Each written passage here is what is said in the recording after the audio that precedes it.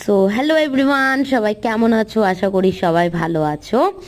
তো আজকের ব্লগটার main topic বা টাইটেল হচ্ছে আমার বান্ধবীর জন্মদিন। হ্যাঁ, আজকে বর্ষার জন্মদিন।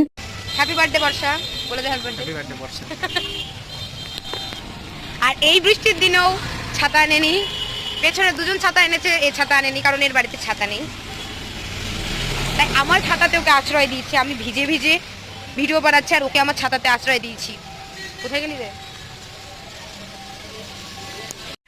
এখানে একটু দাঁড়া দাঁড়া, গাইস গাইস গাইস, এখানে প্রতিশোধ নেওয়া আছে।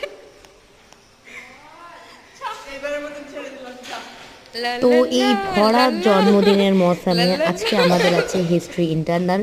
তো দেখো, ভিখারির আমরা মতন এবার যাচ্ছি সেজে গুজে পরীক্ষা হাতে দিতে ঝোলা history। নিয়ে চলে যাচ্ছি আমরা হিস্ট্রি ইন্টারনাল দিতে বিনা প্রিপারেশনে।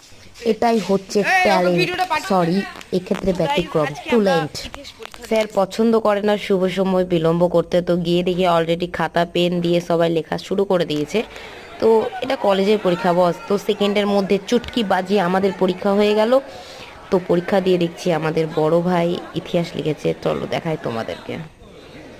এই দেখো, মানে কোন লেভেলের ফাঁকিবাজি আর কোন মানে কি লিখেছে স্যার, মানে ভয় পেয়ে যাবে। মানে মানে নাম্বার তো দেবেই না, উল্টে কাটবে নাকি মাইনাস বসাবে, মানে স্যার কনফিউজ থাকবে। তো এটা শেষ সেমিস্টার, আর মাত্র কয়েকটা দিন হাতে, একটু বদমাশি না করলে কলেজ আমাদেরকে মনে রাখবে কি করে।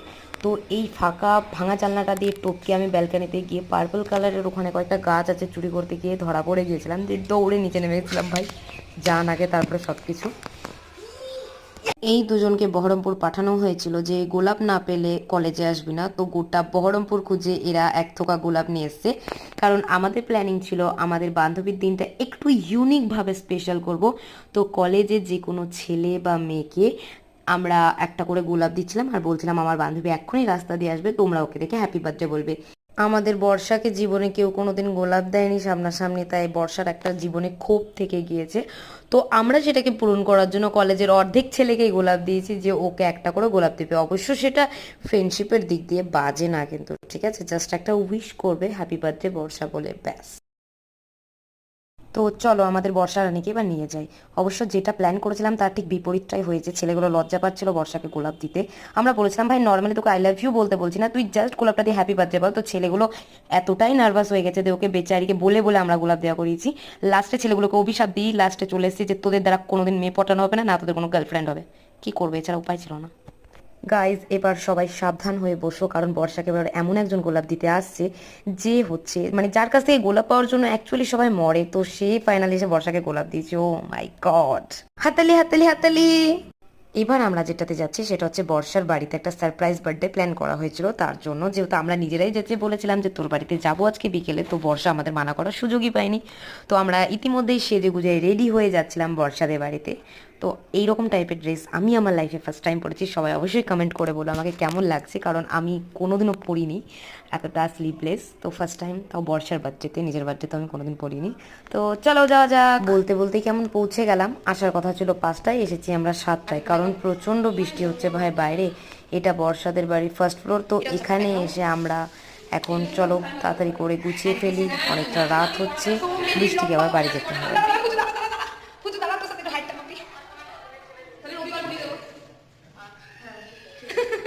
ये सब क्या देखना पड़ रहा है? अच्छा है मैं अंधा हूँ।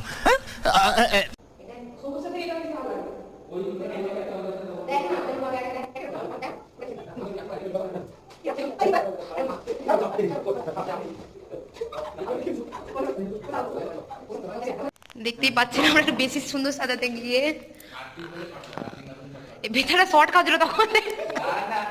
প্রলয় হচ্ছে মাঠে খেলতে পারলো না, তাই নামে এবার মাঠে নেমেছে বর্ষা দাদা।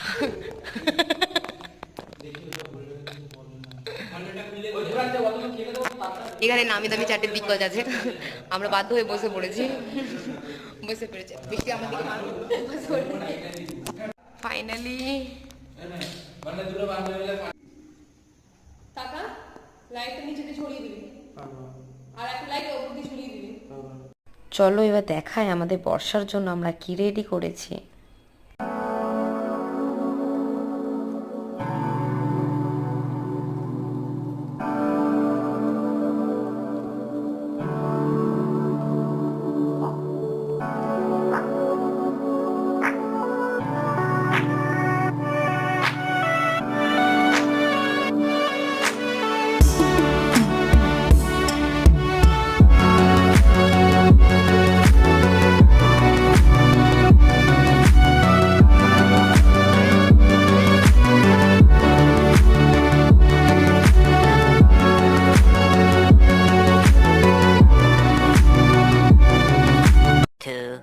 2,000 years later.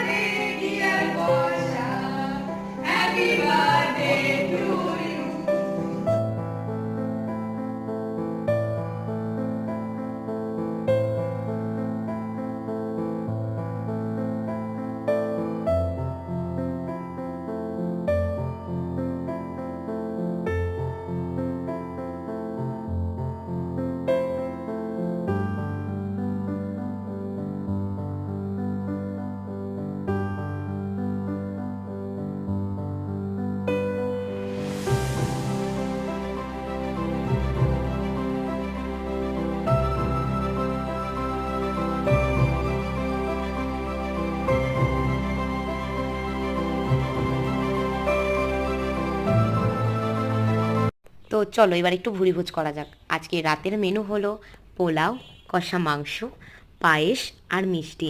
মাছটার মানুষ পাতা নিয়ে ঝামেলা করছে, ছি, এটা ভাবা যায় না। চলো খেলে এখান থেকে খেয়ে নাও, বাট নজর লাগিও না, পেট ফুলে যাবে আমাদের। খাও, একটু বেশি করে খাও তো দাদা, সবাইকে দেখে দাদা, ওই তো ভিডিওতে ভিউজ আছে। হ্যালো,